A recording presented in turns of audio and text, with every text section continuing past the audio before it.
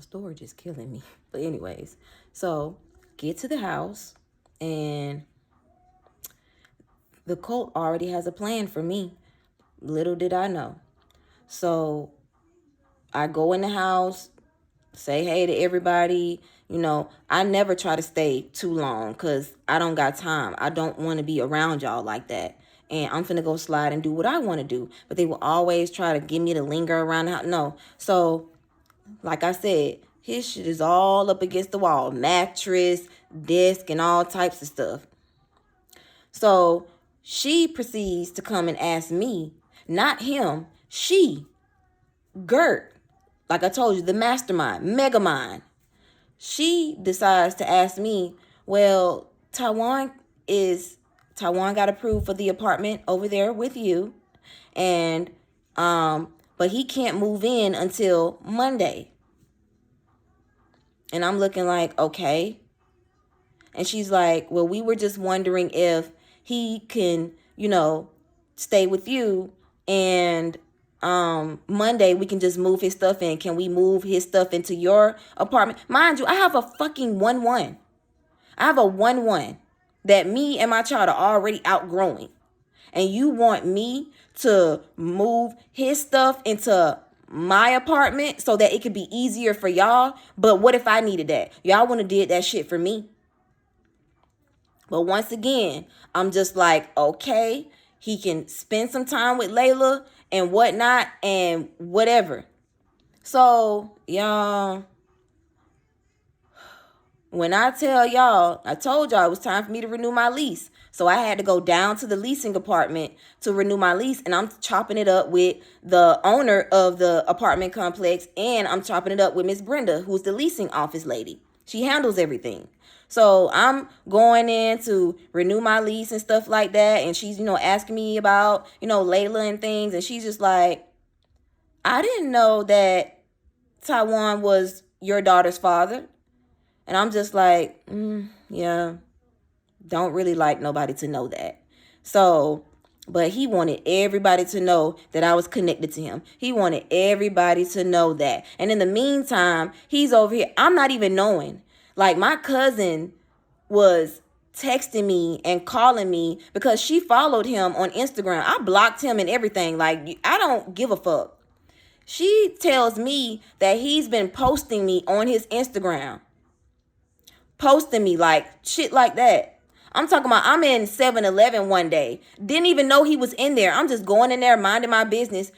This nigga is in the back of the store taking pictures of me and posting it on Instagram. And my cousin sent me pictures of me on his page, like in his story. You weird psycho bitch. Besides the point. So I say, okay, whatever. I said his stuff is not coming up in my apartment. So y'all gotta trail that shit from Pompano all the way over here. So anyways, talking to the leasing lady, and she just loved me. Like she we were cool.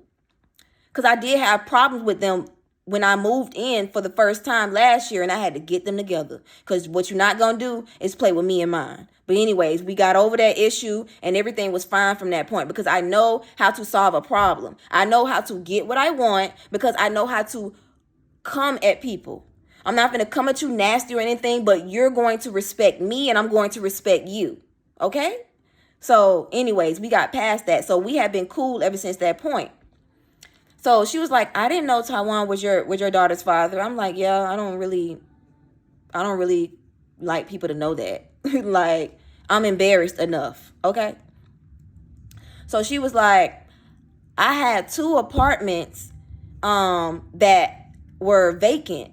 And she was like, there was one. She was like, the one that's right next to you. And it was like my apartment was in the corner. There was one apartment right here next to me. And then there was another one. So it was like a long corridor of apartments.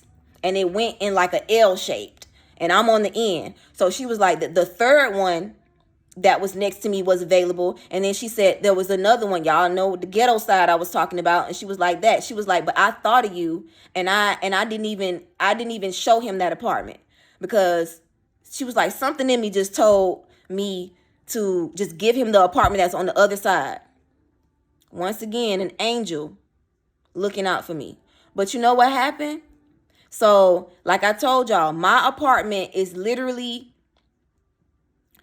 on the end. So, if once you walk into my apartment, it's like this. Once you walk into my apartment, I had my window here. The air conditioner was built into the wall and stuff like that. And it's my living room. So, literally, if you look out my window, you'll see the parking lot and stuff like that. And you can see like the other side of the apartments, but you see in the back end of it. So I'm looking at like the kitchen. So tell me why this nigga moved on the same goddamn floor as me, second floor, because I like second floor apartments. I don't trust first floor apartments, and I don't want to hear elephants and shit stomping over my head at night. Just like I don't want to hear a loud ass train track over my head, like or during the night. So literally, you go in his apartment because it's facing the other end. You go in his apartment. All he got to do is look out his kitchen window to see directly at my front door. He can stare directly at my front door. All he got to do is look out his kitchen window. Invasion of privacy. Once again, you motherfuckers are doing anything to see what the fuck I'm doing, see what's going on in my world, in my vicinity, and not giving me no peace. That's weird. That's weird for somebody you hate so much, for somebody who you've been dogging, who you don't give a fuck about. Why the fuck would you move in my area, in my space, and then you're literally 6 feet around the goddamn corner? You stalker psycho bitch. Anyways, so I say, okay, I got over that. I'm like, whatever. I'm just, and once again, I'm trying to think positive about this shit. I'm trying to stay positive because I'm just like, okay, he's closer. So when we coordinate with Layla, it will be easier for me. But I don't like the fact that you can just stare at my front door and see who's in my house and stuff like that. Now, mind you, I only have one friend. I'm not I'm not dating nobody or nothing like that. I'm in my healing process. I'm not fucking around with nobody. I don't got time for that. He moved. I'm sorry, I'm getting ahead of myself. So I say, okay, he can go and stay because he's going to be out by Monday. And then you can stay here with Layla, and I'm finna go gallivanting with my friend, or I'm going to go to her house and do what I need to do. Like, it wasn't nothing in my house to steal. I have my purse on me at all times because I told y'all when I started moving with them, he was stealing from me, pawning my shit like a crackhead. I wasn't worried about that because I got all my possessions with me, and I had other places that I would keep my things. So, yeah. So, the first night, y'all, cool. Everything's good. It's time for me and Layla to go to bed. We go to bed. And I told y'all he was sleeping on the couch. It's a TV in there. I got a TV in here. You playing 2K and your game or whatnot, whatever. Just don't fuck with me. Leave me alone.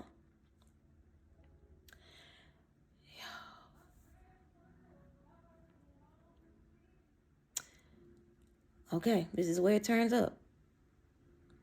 It's literally like me and Layla are in my room sleep. I wake up because I'm smelling something. It smells like something is burning. It smelled like burning plastic. I have never smelled that scent before.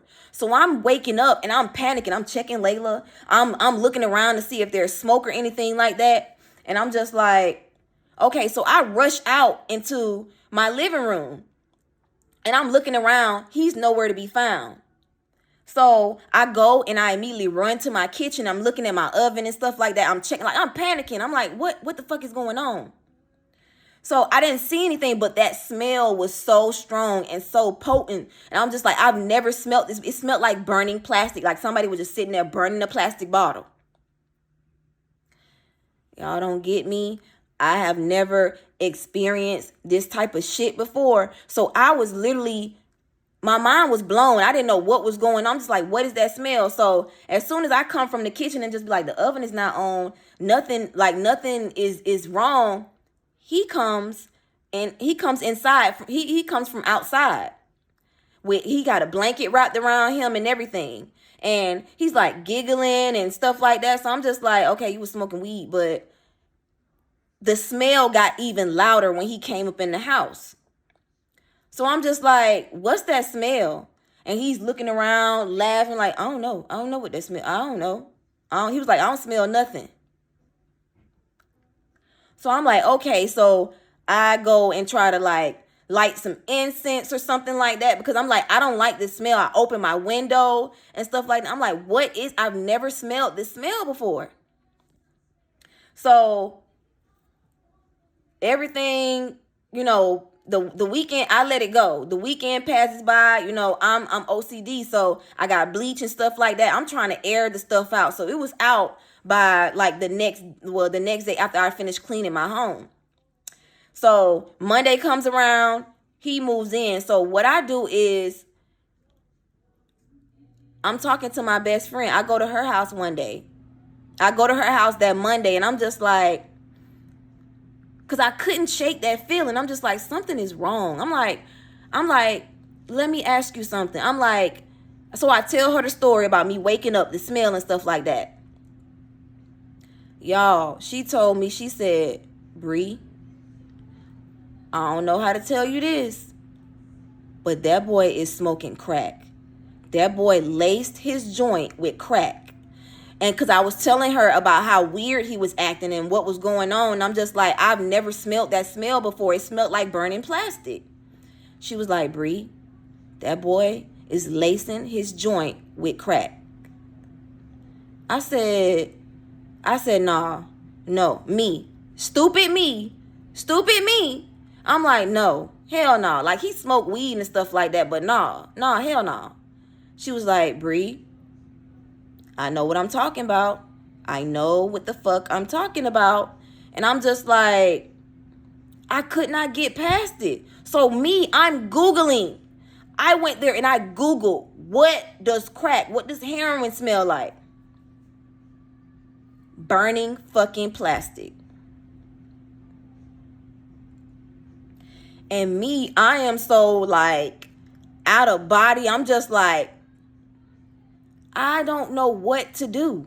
I was still in denial, y'all. I was still in denial. Like I told y'all, my faith, I had it, but I was still operating in flesh. So I let it go. He moves in. He does his thing. Whatever. He's out of my fucking face. So this was in 2019. Now we're sliding into, that was August of 2019. Yeah. So August 2019 until he moved in, and then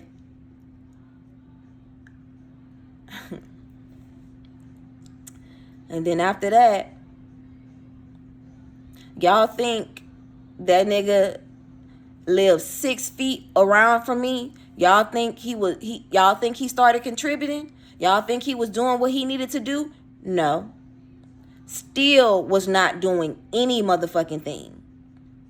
Now I'm telling y'all, Layla is 5 at this point. And now she's turned 6. So guess what happens? 2020 rolls around. What, y'all remember what happened in 2020? COVID. Oh, I'm sorry. I'm getting way ahead of myself. Let me back up to when he was still living in Cyprus. So my thing was, I'm like, I'm doing good at my job. I'm not hurting for anything or whatnot. And I told y'all his lights was off and he was behind on rent. So you know what I did? Y'all? I told him that since I'm doing well, what I will let you do, I'm sorry. I said, what I will let you do is I will let you file Layla on your child support. On your taxes. I put my shit to the side because I don't like to see nobody like that. And we have a child together. If you was some bitch off the street, I wouldn't give a fuck. but we have a child together. So I can't sit there and watch you struggle, even after everything you've done to me. I cannot sit there and watch you struggle. Because at the end of the day, I need some peace. So if you ain't got nowhere to go, how we gonna do the week on, week off for me to get my peace? So I put my shit to the side, how I'm feeling to the side. And I said, you know what? I'm gonna let you file Layla on your income tax this year, so you can get a little bit more money, so you can pay all your bills and catch up. I'm talking about, I didn't even get the words out of my mouth before him and that bitch was filing. I'm talking about literally the next day, they sitting up there, done filed for the income tax. And you know what happened? His ass still got evicted. So it really didn't even help. And your ass going out of town. You going out of town. You don't even take care of your kid. And I'm letting you file her on your taxes. But anyway, so let's jump back to where I was. Just so much shit, bro. So he still wasn't doing anything. Still wasn't really showing up for Layla. But you around here thotting and bopping with little teenagers and shit like that. You weird. You know what? Whatever. So 2020 rolls around, and Layla is about to start kindergarten. So in August, but like I'm working, and then COVID comes up. So I'm working, and then March rolls around. Let me tell you what my job did. I'm talking about, COVID, it was starting to get the elderly people.